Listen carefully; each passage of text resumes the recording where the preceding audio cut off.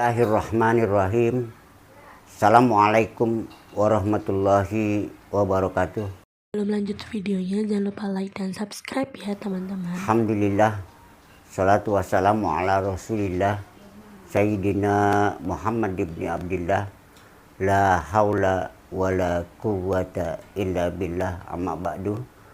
Kembali lagi saudaraku semua di channel YouTube Pesmor Besan, atau lebih dikenal dengan Pesan Moral bersama Jarkasi Hasan. Saudaraku sekalian, tepat hari ini tanggal 21 Rajab, artinya 5 hari ke depan, tepatnya tanggal 27 Rajab, kita akan memperingati satu peristiwa besar yang lebih kita kenal dengan peristiwa Isra Mi'raj. Isra Mi'raj adalah dua kata yang punya makna tersendiri. Isra berarti berjalan di satu malam, dan Mi'raj dari naiknya Nabi kita Muhammad Shallallahu Alaihi Wasallam dari Masjidil Aqsa ke Sidratul Muntaha untuk menerima tugas yang secara langsung dibebankan untuk dirinya dan umatnya, ini sholat 5 waktu dalam satu hari satu malam. Saudaraku sekalian, Rajab adalah bulan yang sangat agung yang ditetapkan oleh Allah Subhanahu wa Ta'ala beriringan dengan Sya'ban dan Ramadan. Ketika kita melihat satu ketetapan Allah Subhanahu wa Ta'ala, khususnya dalam hitungan bulan, ini ada beberapa bulan yang dihormati oleh Allah Subhanahu wa Ta'ala. Salah satu di antaranya yang berurutan adalah Rajab, Sya'ban, dan Ramadan. Ketika kita bicara soal Rajab, ini ada hadis Nabi kita Muhammad Shallallahu Alaihi Wasallam bahwa Rajab adalah syahrullah wa Sya'bana syahru sahri wa Ramadana syahru ummati. Rajab adalah bulannya Allah, Sya'ban bulannya Nabi kita Muhammad Shallallahu Alaihi Wasallam, dan Ramadan adalah bulannya umatku, kata Nabi kita Muhammad Shallallahu Alaihi Wasallam dalam sebuah hadisnya. Mari sama-sama kita lihat kenapa Rajab disebutnya bulan Allah. Karena pada saat bulan Rajab, Allah memperlihatkan salah satu di antara tanda-tanda kekuasaannya. Karena pada bulan Rajab ini adalah satu peristiwa yang dikenal di dalam Al-Quran dengan firman Allah Subhanahu wa Ta'ala yang menyebutkan lengkapnya sebagai berikut. A'udzubillahi minasyaitonirrajim. Bismillahirrahmanirrahim.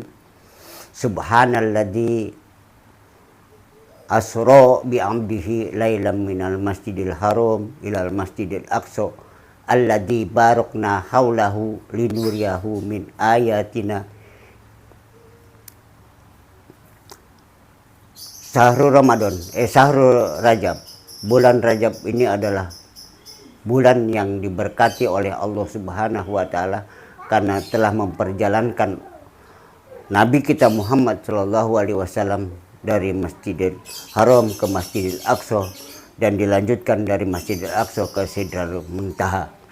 Saudaraku sekalian, ini mengingatkan kepada kita bahwa satu peristiwa besar yang dilakukan oleh Allah Subhanahu wa Ta'ala dalam rangka memperlihatkan salah satu di antara kekuasaan Allah Subhanahu wa Ta'ala memperjalankan umatnya dalam waktu yang relatif singkat dari Masjidil Haram ke Masjidil Aqsa, dan dari Masjidil Aqsa ke Sidratul Muntaha.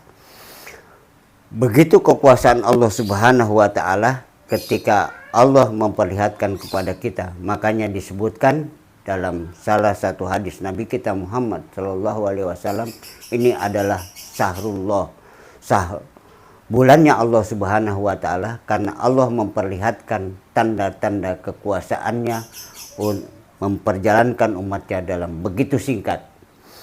Masjidil Haram ke Masjidil Aqsa begitu jauhnya, dan dari Masjidil Aqsa ke Sidratul Muntaha begitu juga betapa jauhnya. Tetapi Allah memperlihatkan tanda-tanda kekuasaannya. Kalau dia mau, berlakulah hukum Allah Subhanahu wa taala yang namanya kun fayakun. Jadi maka jadilah. Saudaraku sekalian, ada pesan di sini di dalam kaitan dengan memperingati hari peringatan Isra dan Mi'raj, adalah satu hal yang perintah Allah Subhanahu wa taala yang diterima langsung oleh dari Allah Subhanahu wa taala kepada Nabi kita Muhammad sallallahu alaihi wasallam adalah salat.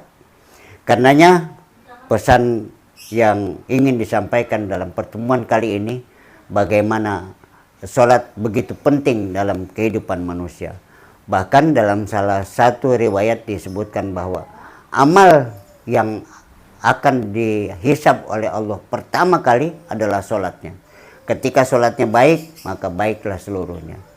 Karenanya sholat ini adalah merupakan satu tiang agama.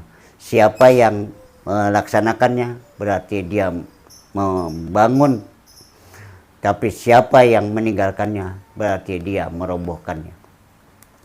Karenanya pesan yang ingin disampaikan di dalam kesempatan kali ini, mari saudaraku sekalian, kita jaga sholat kita yang akan kita pertanggungjawabkan di hadapan Allah Subhanahu wa taala, sehingga sholat yang kita lakukan ini betul-betul menjadi pencegah kemunkaran yang ada sama kita. Karenanya ketika kita melaksanakannya, mudah-mudahan kita terhindar dari hal-hal yang munkar. Demikian yang dapat disampaikan, mudah-mudahan ada manfaatnya buat kita. Dan kalau ada baiknya ataupun ada manfaatnya, jangan lupa like dan subscribe-nya. Makasih. Assalamualaikum warahmatullahi wabarakatuh.